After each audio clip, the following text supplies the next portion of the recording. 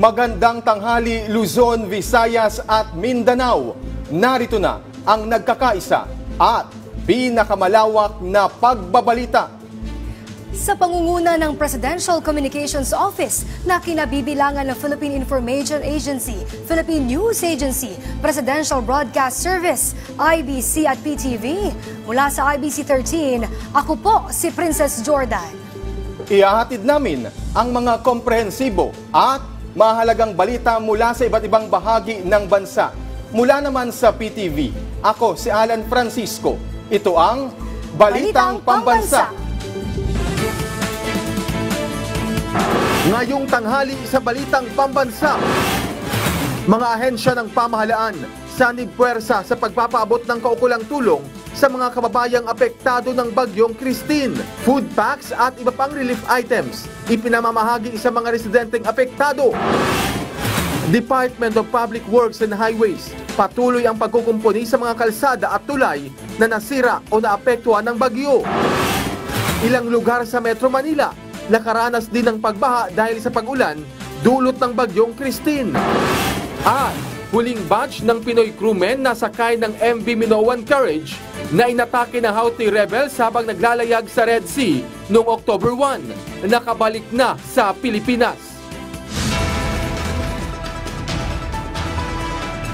Una sa ating mga balita, buong puwersa ng pamahalaan ang nagtutulong-tulong para sa paghatid ng kaukulang tulong sa mga residenteng apektado ng Bagyong Christine sa iba't ibang bahagi ng bansa. Sa pangunguna ng DSWD, tuloy-tuloy ang paghahatid ng pagkain at iba pang pangailangan ng ating mga kababayan. Yan ang Balitang Pambansa ni Clazel Pardilla. Sa kabila ng malakas na ulan at panganib na dala ng Bagyong Christine, sanib puwersa ang mga kawani ng pamahalaan sa pagresponde sa mga apektado ng bagyo. Sakay ng wheelchair, iniligtas ng 9th Infantry Division ang senior citizen na ito na naipit sa baha sa Bicol. Pinagtulungan namang alisin ng Philippine Coast Guard ang dalawang individual na ito na binawian ng buhay matapos matabunan ng lupa ang tinitirhang bahay sa barangay Magiron, Ginobatan, Albay. Patuloy naman ang rescue operations ng PCG sa mga binaha at mabilis sa pagsaklolo sa mga naapektuhan ng landslides at lahar. Sa bayan ng Jovellar sa Albay, agad na nagtayo ng modular tent ang DSWD bilang pansamantalang tirahan ng mga nawalan ng bahay dahil sa pananalasa ng bagyo. Sa Irosin, Sorsogon, inilikas ng DSWD ang 400 pamilya at binigyan ng family food pack. Ni-rescue naman ng ahensya ang ilang residente sa Bato, Catanduanes dahil sa banta ng pagguho ng lupa at mabilis na pagbaha.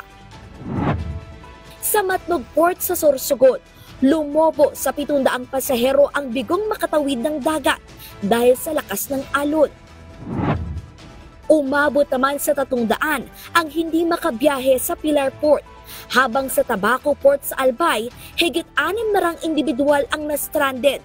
Agad na nag-abot ng hot meals at food pack ang DSWD. Puspusan din ang pagtulong sa iba pang lugar sa bansa. Sa Eastern Visayas, nagpadala ng mga rescue equipment sa Samar ang 8th Infantry Division. Sa probinsya ng Cotabato, nakatanggap ng pagkain at sleeping kit mula sa DSWD ang 123 pamilyang apektado ng bagyo. Sa Apayao, naghatid ng 1,700 food pack ang DSWD, katuwang ang 17th Infantry Battalion at reservist ng Philippine Army. Mula sa PTV, Clazel Pardilla, Balitang Pambansa. Samantala, tiniyak ni DSWD Secretary Rex Gatchalian na may sapat na pondo ang kagawaran para sa pagbibigay ng tulong pinansyal sa mga sinalanta ng Bagyong Christine. Kasabay nito, ang pagsiguro rin na nakahanda ang pamahalaan sakaling pumasok sa bansa ang isa pang sama ng panahon. Yan ang Balitang Pambansa ni Kenneth Pasyente ng PTV Live. Princess, tuloy-tuloy ang hakbang na ginagawa ng pamahalaan sa pagtugon sa epekto ng Bagyong Christine.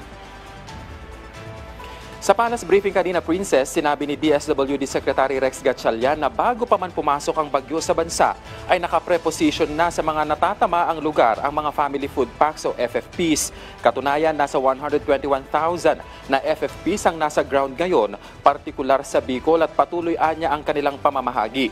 Bagaman mayroon pang sapat na supply na FFPs doon, en route na raw sa Kabikulan ang karagdagan pang 100,000 family food packs. Kaya pagtitiyak ng kalihim ang agarang makatatanggap ng tulong ang mga apektadong residente. Bago natin naramdaman yung epekto ng bagyong Christine, ang national stockpile natin, ito yung mga family food packs na nakakalat sa lahat ng mga warehouses natin sa buong bansa, nasa kulang-kulang 2 million pieces. Ngayong umaga, I don't know if they can just flash the data, meron tayong 1.982,600 million family food packs. Nabawasan mula kahapon hanggang ngayon kasi nagre-release na tayo. So we're ready.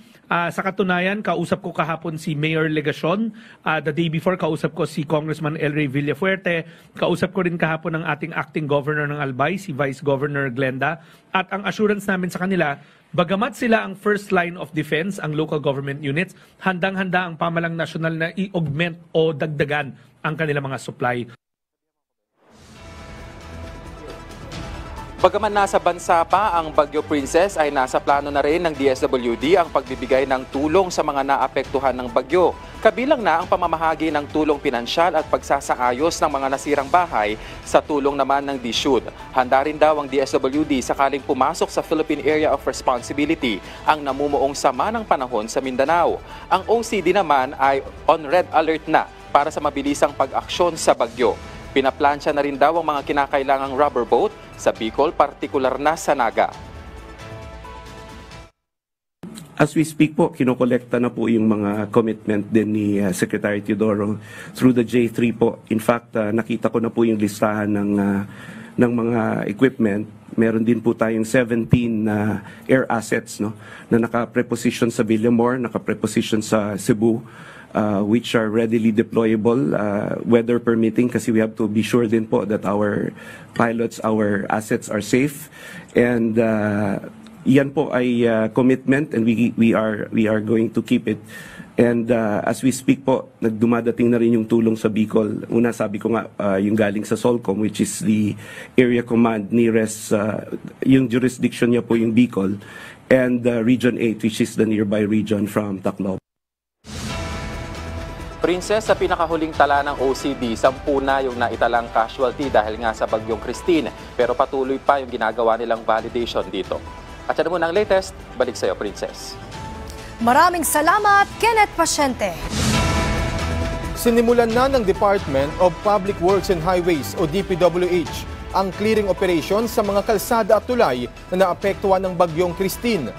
Ayon sa kagawaran, nagpadala na sila ng quick response team sa mga kalsada kung saan humupa na ang baha para simulan na rin ang pagkukumpuni sa datos ng ahensya. Sa ngayon ay nasa 27 national roads ang sarado dahil sa pagguho ng lupa, pagbaha, nag-collapse ng mga semento at gumuhong tulay. Kabilang dito ang 4 sa Cordillera Administrative Region, 2 sa Region 2 at 21 sa Region 5. 10 road sections naman sa buong bansa ang limitado ang access dahil sa pagguho ng lupa at kalsada at pagbaha. Dagdag pa ng DPWH, aabot sa mahigit 9,000 tauhan at mahigit 2,000 kagamitan ang itinalaga sa iba't ibang lugar sa bansa. Balita mula sa Philippine News Agency, nag-deploy ang Metropolitan Manila Development Authority o MMDA ng 30-man clearing team at 20-man search and rescue team. Ito ay para tumulong sa mga apektadong lugar na tinamaan ng Bagyong Christine, partikular na sa Bicol Region.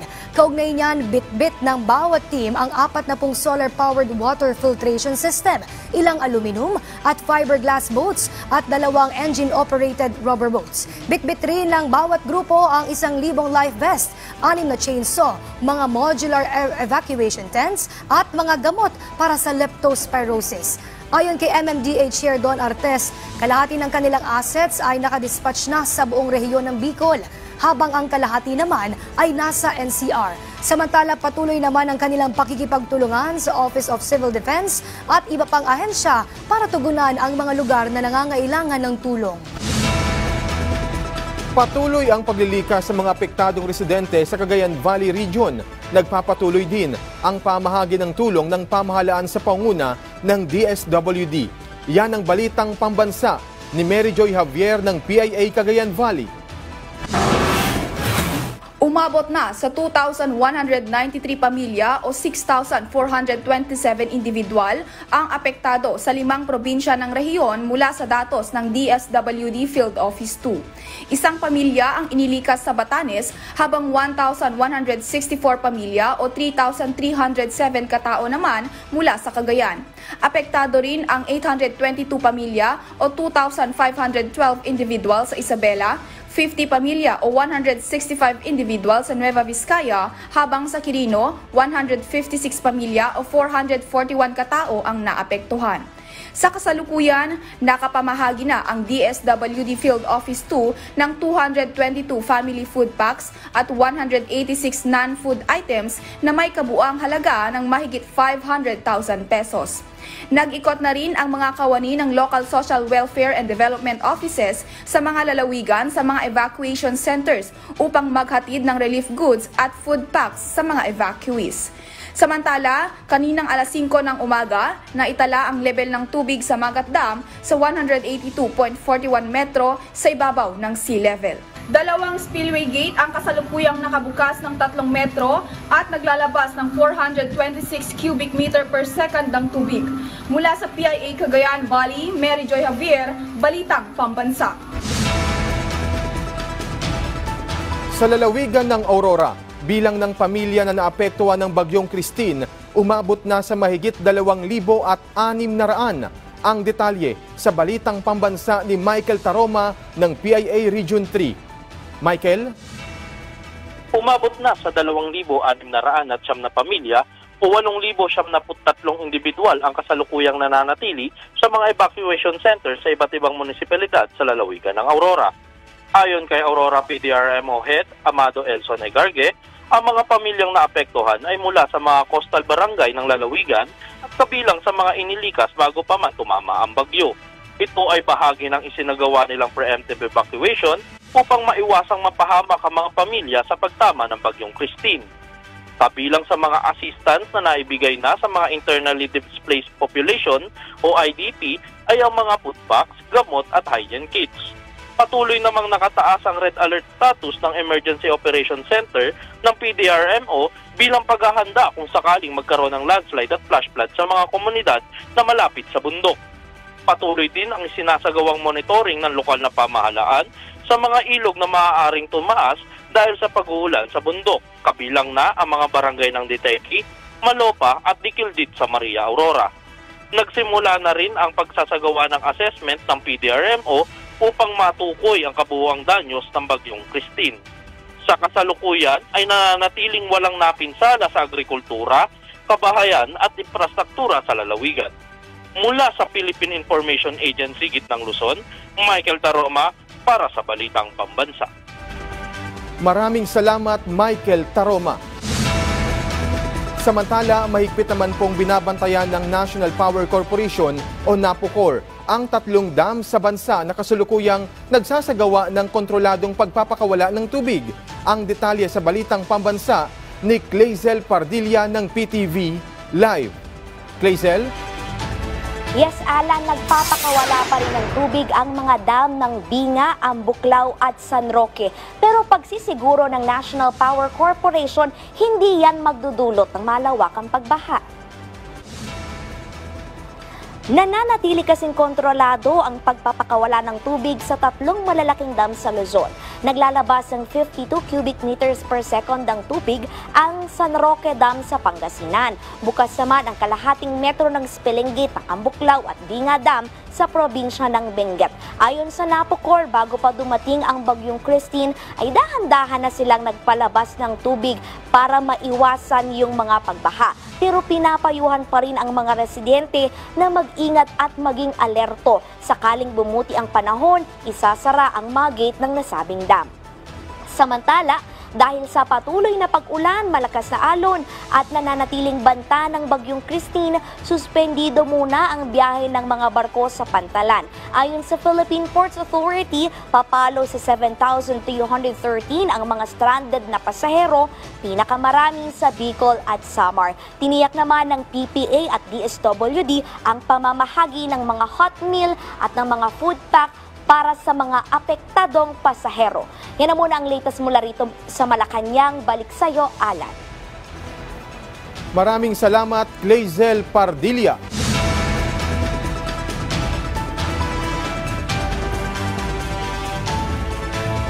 Samantala, update naman po sa lagay ng panahon.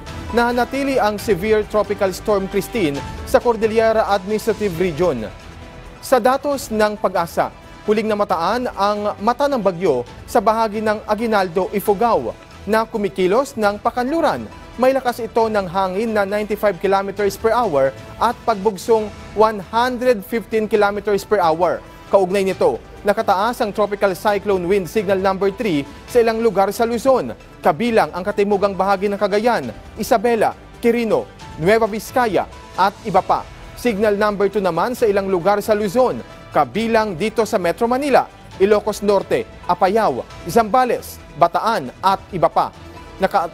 Nakataas din ang signal number 1 sa ilan pang lugar sa Luzon at Visayas, kabilang Aklan, Capiz, Antique at iba pa.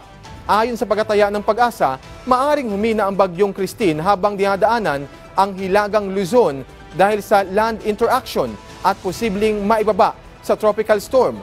Samantala, isa pang sama ng panahon ang binabantayan ng Pag-asa na posibleng pumasok sa bansa sa loob ng 24 oras. Susunod sa Balitang Pambansa, House of Representatives naglunsad ng malawakang tulong para sa mga nasalanta ng Bagyong Christine. At huling batch ng Pinoy crewmen na sakay ng barkong inatake ng Houthi rebels noong Oktubre nakabalik na sa Pilipinas. Lahat ng yan sa pagbabalik ng Balitang Pambansa. Kapag ang produkto ay halal, ibig sabihin ang produkto ay manufactured and prepared in full compliance with the Islamic law. Safe itong i-consume at gamitin ng hindi lang ng mga kapatid nating Muslim, kung hindi nating lahat. Sabay-sabay nating alamin kung paano nga ba nakatulong ang science and technology. Dito lang yan sa Siyensika, Season 5.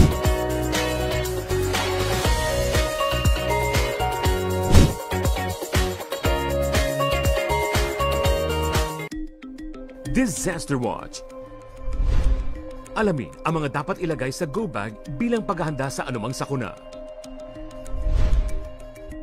Maglagay ng tubig na maiinom at mga pagkaing hindi madaling masira. Maglaan ng espasyo para sa first aid kit at survival kit para sa mga hindi inaasahang pangyayari.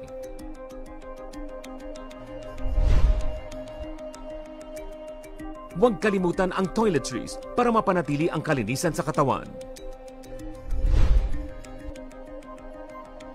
Samahan din ang mga damit at beddings na magtatagal ng ilang araw. At para ligtas at may alam, magdala ng personal protective equipment at mga teknikal na gamit. Sa panahon ng kalamidad, dapat laging listo. Good vibes ba kamo? Sagot namin ang umaga ninyo. Mula sa balitaan, makakakwentuhan natin ngayong umaga. Bagong kaalaman. Hoping for the success. Hanggang sa Unli Chikahan. Kasama ang RSP Morning Barkada. Rise and Shine Pilipinas. Lunes hanggang Biyernes, alas 6 na umaga. Dito lang sa PTV.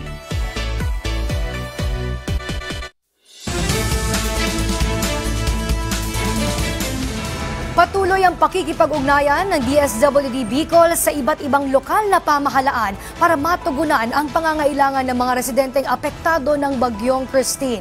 Ang detalye sa Balitang Pambansa ni Rod Lagusa ng PTV. Rod? Princess, patuloy ang paghahatid ng tulong ng DSWD sa mga apektadong lugar dito sa Bicol na isa sa pinakanapuruan ng bagyong Christine. Sa Labo, Camarines Norte, halos 700 o 700 ang naapektuhan sa 10 barangay dito. Ayon sa DSWD Region 5, halos kalahating milyong piso ng food packs lang na ipamahagi dito. Sa barangay Paulog, Ligaw City, Albay, naabutan na rin ng food packs ang nasa 230 na naapektuhan sa lugar ng bagyo. Nakakalaga ito ng 45,000 pesos ng una nang naipamahaging family food packs. Sa bayan ng Kasiguran sa Sorsogon, nakapaghatid na rin ng tulong ang DSWD Region 5. Naabutan ng family food packs ang nasa 263 na mga pamilya sa mga barangay ng Santa Cruz, Boton, San Pascual, Burgos at Tonong. Sa Vincent, Camarines Norte, halos 600 na mga pamilya na rin na nabigyan ng kinakailangang food packs kasunod ng epekto ng bagyo. Ang mga apektadong pamilya ay evacuees mula sa mga barangay ng Sabang, Sula, Tagpalobo, Mangkayo at Poblasyon. Nabutan na rin ng tulong ang ilang pang mga barangay sa Pio Duran, Albay. Kabilang dito ang Barangay Banawan, Barangay 5 at Barangay 1. As of October 23, kahapon ay nasa 430 naman na family food packs ang naipamahagi kasama ng hot meals para sa higit 2,800 na mga stranded sa mga pantalan ng Masbate, Sorsogon, Albay at Camarines Sur. Patuloy ang pakikipag-ugnayan ng DSWD sa mga lokal na pamahalaan para matugunan ang kinakailangang pangangailangan. Sa kasalukuyan ng field office dito ay may higit na 243 million pesos na stockpile relief supplies at standby funds. Yan muna ang latest mula dito sa Camarines Sur. Balik sa iyo, Princess. Maraming salamat, Rod Lagusan. Naglunsad ang House of Representatives sa pangunguna ni House Speaker Martin Romualdez ng mahigit 400 milyong pisong tulong para sa mga nasalanta ng bagyong Christine. Yan ang pambansang balita ni Melales Moras ng PTV. Puspusa na ang paghatid ng tulong ng Kamara para sa mga biktima ng bagyong Christine. Kahapon agad rumisponde ang tanggapan ni House Speaker Martin Romualdez kasama ang Ako Bicol Party List at Tingog Party List sa pangailangan ng mga apektado ng kalamidad. Ayon kay Speaker Romualdez, alinsunod sa kautusan ni Pangulong Ferdinand R. Marquez Jr., isang malawakang relief operations ang ikinasa nila. Pinangasiwaan ng Kamara ang paghatid ng 390 million pesos na cash aid para sa 22 distritong apektado ng bagyo at pagkakalooban din sila ng relief packages na nasa halagang 21 milyong piso. Sa kabuuan, aabot sa 411 million pesos ang tulong na nailunsad ng Kongreso. Sabi ni Speaker Romualdez, malinaw ang direktiba ng Presidente na walang pamilyang Pilipino ang maiiwan sa pagtulong ng pamahalaan. Batid daw nila kung gaano kahirap ang sitwasyon ngayon ng marami nating kababayan, kaya titiyakin nila na makararating ang tulong ng gobyerno para sa kanila. Sa OWAS Albay, agad nag-inspeksyon si Albay 3rd District Representative Fernando Cabredo sa mga lugar na napinsala ng bagyo para sa agarang aksyon. Partikular niyang binisita ang nasirang tulay at dike sa Barangay Busak. Sa Camarines Norte naman, nakipag-ugnayan na rin si Camarines Norte 1st District Representative Josie Talyado sa DPWH para masolusyonan ang perwisyong hatid ng nangyaring landslide sa bahagi ng Santa Rosa Norte, Jose Panganiban. Habang sa Bulan, Sorsogon, tuloy-tuloy naman ang relief efforts sa pangunguna ni Sorsogon 2nd District Representative Wowo Fortes. Mula sa PTV, Melales Moras para sa Balitang Pambansa. Isinailalim na sa state of calamity ang lungsod ng Calbayog sa Samar. Nagpapatuloy naman ang relief operations ng pamahalaan sa lungsod. Ang Balitang Pambansa mula kay Suzette Pretensyon ng Radyo Pilipinas, Calbayog. Trahedya ang iniwan ng bagyong Christine sa lungsod ng Calbayog dahilan upang indeklara ng lokal na pamahalaan ang state of calamity. Ayon sa ulat ng City Disaster Risk Reduction and Management Office o CDRRMO, 58 na mga barangay sa lungsod ang nakaranas ng pagbaha, landslide at pagkasira ng mga kabahayan, infrastruktura at kabuhayan ng mga residente. Umaabot naman sa halos 3,000 na pamilya ang nasira ang tirahan at napili napilitang lumikas sa evacuation centers. Iilan sa mga nailikas ang 5 pamilya sa Barangay Lunoy na kung saan ayon sa mga biktima, sila ay naghihintay sa loob ng kanilang tahanan na nasa baywang na ang tubig para sa pagdating ng mga rescuers. Iilang mga estudyante rin ang natrap sa kanilang boarding house at nailikas. Bukod sa baha, iilang barangay rin ang nakaranas ng landslide, samantala maraming kalsada ang hindi madaanan dahil sa mga gumuhong lupa at natumbang puno. Ang pangunahing kalsada naman na nagdudugtong sa Calbayog patungo sa Catarman via Lope de Vega ay pansamantalang isinara. Sa kasalukuyan, puspusan ang pagsasagawa ng relief operations ng lungsod ng Calbayog, katuwang ang mga uniformed personnel. Samantala, nagsasagawa rin ang Northwest Samar State University o NWSSU sa pakikipagtulungan ng Rotaract of the Greater Calbayog ng relief operations sa lahat ng mga estudyante na nabiktima ng bagyong Christine. Ayon kay CDRRMO Head Dr. Sandro Daguman, makakatulong ang pagsasailalim ng Calbayog sa state of calamity para magamit ng barangay ang kanilang Quick Response Fund sa paghatid ng tulong sa kanilang mga nasasakupan. Sa gitna ng trahedyang ito, patuloy na umaasa ang mga residente sa mabilisang aksyon ng gobyerno, lalo na sa tulong ng pagkain, malinis na inuming tubig, mga gamot at shelter materials para sa muling pagbangon. Mula sa Radyo Pilipinas Calbayog, Suzette Pretensio para sa Balitang Pambansa. Nasa mahigit 2,000 food packs ang naipamahagi na ng Quezon Provincial Government sa mga residenteng apektado ng Bagyong Christine. Yan ang Balitang Pambansa ni Carmi Ailes ng Radyo Pilipinas Lucena.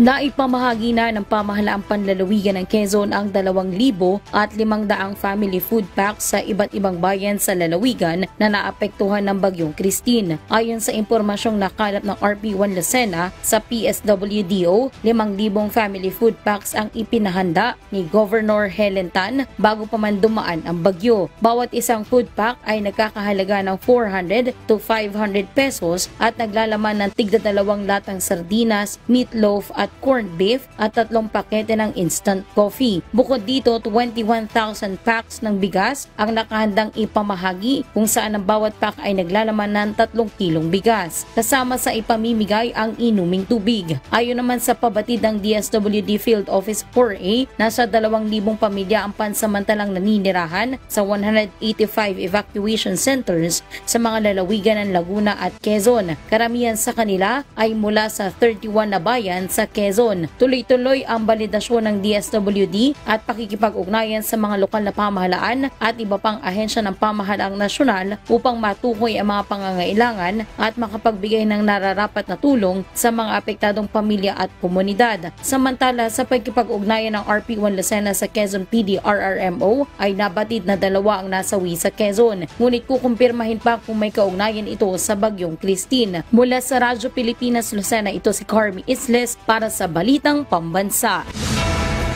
Ilang lugar sa Metro Manila ang binaha kasunod ng mga pag-ulan na dulot ng Bagyong Christine. Patuloy naman ang paalala ng mga otoridad sa mga residente sa high-risk areas na manatiling alerto. Yan ang Balitang Pambansa ni Efraim Gaitos ng Radyo Pilipinas. Hindi rin pinalagpas ng Bagyong Christine ang ilang bahagi ng Metro Manila na nakaranas ng mga pagbaha, bunsod ng tuloy-tuloy na pag-uulan. Sa Quezon City, nakaranas ng matinding pagbaha kaninang madaling araw ang Barangay Rojas, kung saan kinailangan na ang agarang pagkasa ng rescue efforts na pinangunahan ng Quezon City Urban Search and Rescue Team. Nasa 28 pamilya o katumbas ng 112 individual ang inilikas na karamihan ay natrap sa kanilang mga tahanan. Sa ngayon, pansamantalang nananatili sa 2 evacuation center ang nasa 114 na pamilya o katumbas ng higit 400 individual na direktang naapektuhan ng pagbaha sa Barangay Rojas, Quezon City. Agara na ring nailikas ang ilan pang residente ng Quezon City sa iba't ibang barangay na itinuturing na flood-prone area. Samantala, nagmistulang ilog naman ang kahabaan ng Araneta Avenue sa Quezon City dahil pa rin sa pagbaha. Pasado alas 6 ng umaga, naitala ang gatuhod na level ng tubig sa kahabaan ng Araneta Avenue kung saan ilang mga sasakyan na ang na-stop dahil sa biglaang pagbaha. Sa Caloocan City naman, tila naging isang rumaragasang ilog ang sitwasyon kaninang madaling araw dahil sa tuloy-tuloy na pag-uulang dala ng bagyong Christine. Sa video na kuha ng netizen na si Emelita Toledo, kapansin-pansin ang pagsuong sa rumaragasang tubig baha ng ilang kalalakihan na abot hanggang bewang ang taas ng tubig. Sa Navotas naman, gatuho din ang level ng naranasang pagbaha, partikular sa barangay NBBS Kaunlaran, Navotas City. Makikita sa mga litrato at video ng isang netizen na si Ronald Beduya ang mga lansangang naalubog sa tubig baha na may basura pang palutang-lutang. Sa ngayon, pinapayuhan pa rin ang mga residente sa mga flood-prone at high-risk area sa Metro Manila na maging alerto at sumunod sa mga paalala at hakbang ng pamahalaan para sa kanilang kaligtasan. Mula sa PBS Radyo Pilipinas News, Efraim Gaitos para sa Balitang Pambansa. Balita mula sa PNA, nakauwi na ang huling batch ng Filipino crew members ng MV Minoan Courage sa Pilipinas. Nasa 10 kababayan natin ang nakabalik ng bansa nitong Miyerkules sa pamamagitan ng Etihad Airways Flight 424. Ayon sa Department of Migrant Workers, nakauwi na ang 21 Filipino seafarer na lulan ng Greek bulker. Matatandaan na tinamaan ng missile na inilunsad ng Houthi ang MV Minoan Courage nitong October 1. Samantala, isa sa ilalim naman sa psychiatric evaluation ang mga manlalayag na Pilipino. Kaugnay niyan ay makakatanggap rin sila ng mga karampatang tulong mula sa DMW Action Fund at Overseas Workers Welfare Administration. At dyan po nagtatapos ang 30 minutong ulat sa bawat sulok ng bansa. Samahan nyo kaming muli mamayang alas 6 ng gabi para sa updated at pinalakas pang balitaan. Mula rito sa PTV, ako si Alan Francisco. Ito ang pinalawak na puwersa sa pangunguna ng Presidential Communications Office, kabilang ang Philippine Information Agency, Philippine News Agency, Philippine Broadcast Service, IBC at PTV. Mula sa IBC 13, ako naman po si Princess Jordan. Hatid sa inyo ang komprehensibong paghimay sa mahalagang usapin dito lang sa Balitang Pambansa.